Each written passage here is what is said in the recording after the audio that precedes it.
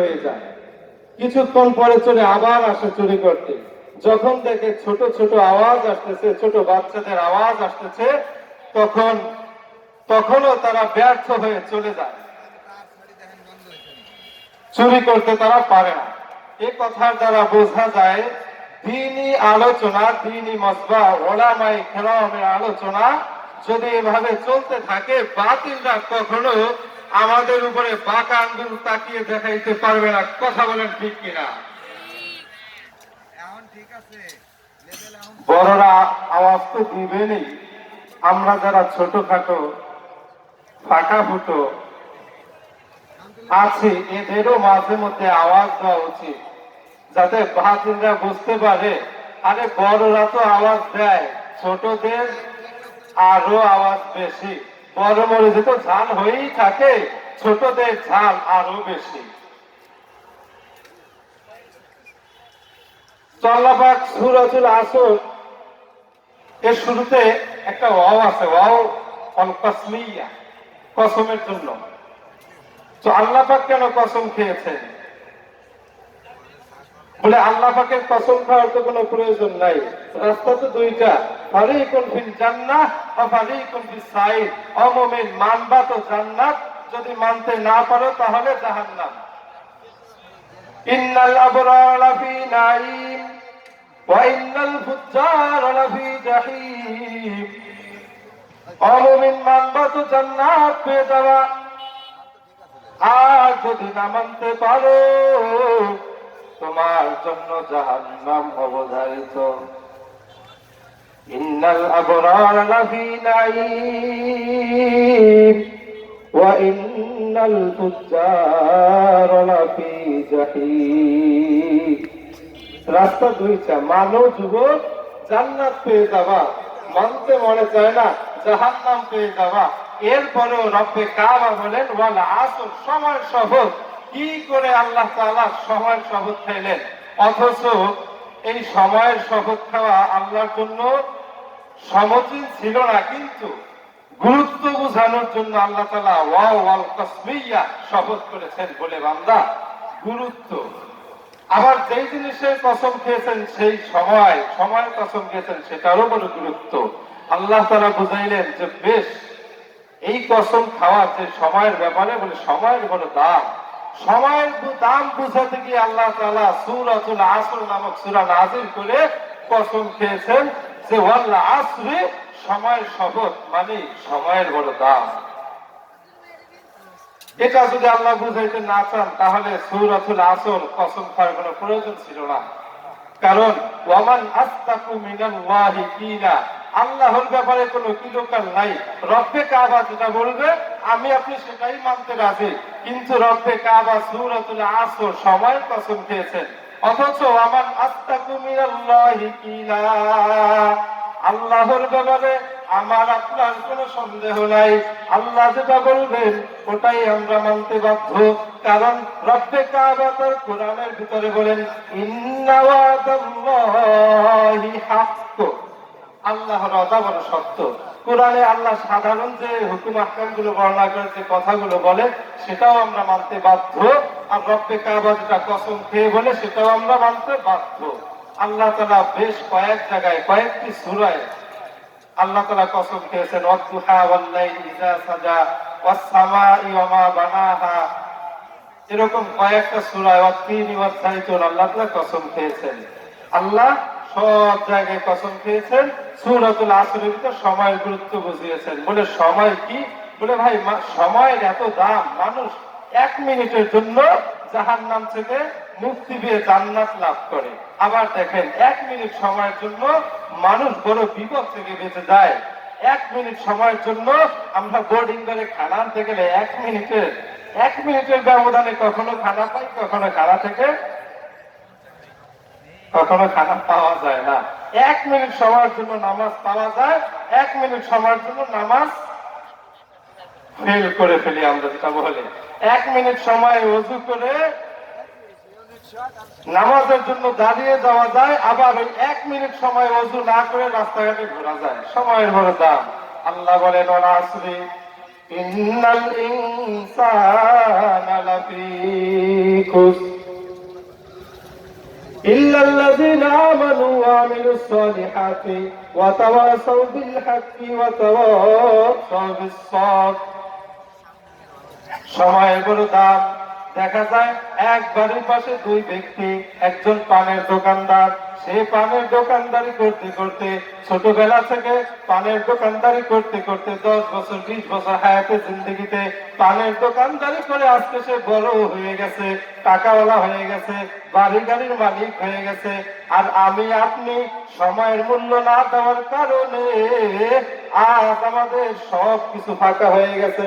বলে সময়ের দাম যদি দাও মুমিন, তাহলে তুমি শূন্য থেকে হিরো হয়ে যাবা, জিরো থেকে হিরো হয়ে যাবা। যদি সময়ের দাম না দাও, তাহলে তুমি হিরো থেকে জিরো হয়ে যাইবা।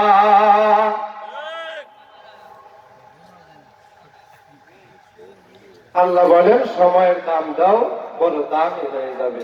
4 শ্রেণীর মানুষের কথা আল্লাহ ঘোষণা দিয়েছেন যে সময়ের দাম যদি দাও হিরো হয়ে যাবা, সময়ের দাম না দিলে ক্ষতিগ্রস্ত হয়ে যাবা। রব্বে কাবা বলেন ইল্লাল্লাযীনা আমানু, যারা ঈমান গ্রহণ করেছে। ঈমান মা মানাল ঈমান, আমানতু বিল্লাহি ওয়া মালাইকাতিহি ওয়া কুতুবিহি ওয়া রুসুলিহি ওয়াল ইয়াউমিল আখির ওয়াল কদরি খাইরিহি ওয়া শাররিহি মিনাল্লাহি তাআলা ওয়াল বাসি বাদাল মাউত। এক কথায় রব্বে কাবা যা সৃষ্টি করেছে, যত আম্বিয়া ইকরামদেরকে দুনিয়ার বুকে পাঠিয়েছেন আমাদের হেদায়েতের জন্য, সবগুলোকে দেখি বা না দেখে বিশ্বাস করার নাম কি ভাই?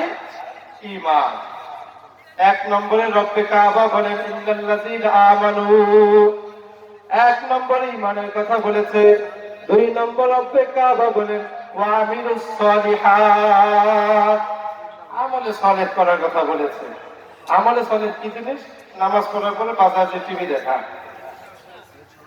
10 টাকা মাদ্রাসায় দান না করে গান মজমায় দান করা, এটা আমলে সালেহ, তাই না? আমলে সালেহ করবান্দা বলে আমলে সালেহ কিভাবে করব? গহরডাঙ্গা জামিয়ার ছাত্র ভাইয়েরা যখন এলাকায় চলে যায়, এলাকায় যাওয়ার পর গহরডাঙ্গা জামিয়ার ছাত্র আওয়াজ দেয় আসসালামু আলাইকুম ওয়া রাহমাতুল্লাহ। ও ভাই, গহরডাঙ্গা জামিয়া থেকে মাহফিলের উদ্দেশ্যে আমরা এসেছি, যদি পারেন কিছু শরীক হন। কোন বেয়াদব তো এরকম আছে, মাদ্রাসায় দেওয়ার নামে তো কিছু নাই, বরঞ্চ আরো এক শিয়ালের মতো আওয়াজ দেয়। এ আছে না নাই? এক শিয়ালের মতো আওয়াজ দেয়। আবার কত ঘরের মানুষ এরকম আছে যারা দেওয়ার জন্য সব সময় রেডি হয়ে থাকে। আমি বললাম ও চাচিজান, গহরডাঙ্গা মাদ্রাসা থেকে এসেছি, অন্য দুয়ারে যাওয়ার আগে 5 কেজি 7 কেজি করে চাউল রেডি করে রাখে, হাজার হাজার টাকা নিয়ে বসে থাকে। একটা কথা সব সময় খেয়াল রাখা দরকার, গহরডাঙ্গার জামিয়ার ছাত্ররা কখনো তোমার দুয়ারে টাকার জন্য যায় না। ও মুমিন, এই মাদ্রাসা আল্লামা শামসুল হক সদর সাহেব রাহমাতুল্লাহি আলাইহি তিনি বলে গিয়েছেন কওমি মাদ্রাসা কাকে বলা হয়। বলে মাদ্রাসার ছাত্ররা প্রত্যেকটি গ্রামে ঘরে ঘরে গিয়ে মানুষকে দাওয়াত দিবে। অনেক বেয়াদব মনে করে গহরডাঙ্গা জামিয়ার ছাত্ররা প্রতিদিন প্রায় দেখি তারা বের হয় টাকার জন্য। বলে না অমিয়া, গহরডাঙ্গা জামিয়ার ছাত্ররা কখনো তোমার দ্বারে টাকার জন্য যায় না।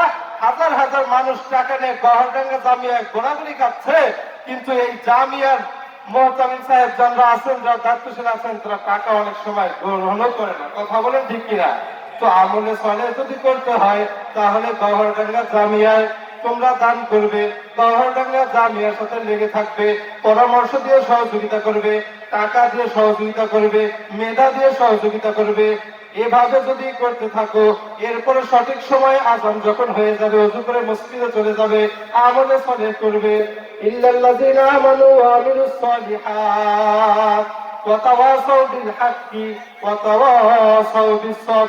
বলে ওয়াতাওয়াসাউ বিল হাক্কি, নিজে হকের উপরে থাকতে হবে, অন্যকে যারা হকের উপরে নেই এদেরকেও হকের উপরে আনতে হবে। ওয়াতাওয়াসাউ বিস সাবরি, নিজে সবর করতে হবে, ধৈর্য ধারণ করতে হবে। যারা ধৈর্যের বিরোধিতা করতেছে বা ধৈর্য ধারণ করতে পারতেছে না এদেরকেও ধৈর্য ধারণের দিকে ডাকতে হবে।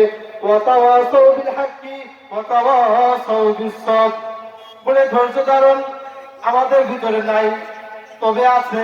বলে আমরা যখন ইন্টারনেট, ইউটিউব, ফেসবুক, টিকটক চালাইতে যাই ধৈর্যের কোনো অভাব নাই। দিন রাত কিভাবে পার হয়ে যায় রে মুমিন, আমাদের ইন্টারনেটের ভিতরে ধৈর্যের অভাব নাই। কিন্তু বান্দা মসজিদে যাওয়ার সময় সবার শেষে যায়, নেতা সাহেব সবার শেষে যায়, আবার সবার আগে বের হওয়ার জন্য চেষ্টা করে, আমাদের ধৈর্য নাই। সাহাবায়ে কেরাম রাদিয়াল্লাহু তাআলা আনহুম আজমাইন যেভাবে ধৈর্য ধারণ করেছে, নামাজের ভিতরে যেভাবে ধৈর্যের পরিচয় দিয়েছে, এভাবে যদি আমি তুমি নামাজ পড়তে পারি, রব্বে কাবা তোমার আমার জন্য জান্নাত প্রস্তুত করে রেখেছে। বলে যে আমল ভালো করবে, ধৈর্যের সাথে করবে, ইতমিনানের সাথে করবে, যদি এভাবে আমল করতে পারো তোমার আমার জন্য ওই রব্বে কাবা জান্নাত ওয়াজিব হয়ে যায়। আল্লাহ পাক রব্বুল আলামিন এতক্ষণ যে সকল আলোচনা করলাম ভুল ভ্রান্তি ক্ষমা করে দিয়ে সর্বপ্রথম আমাকে আমলের তৌফিক দান করেন, এরপরে আপনাদেরকে আমলের তৌফিক দান করেন। সকলে বলেন আমিন। ওয়া আখিরু দাওয়ানা আনিল হামদুলিল্লাহি রাব্বিল আলামিন। আসসালামু আলাইকুম ওয়া রাহমাতুল্লাহি ওয়া বারাকাতুহু।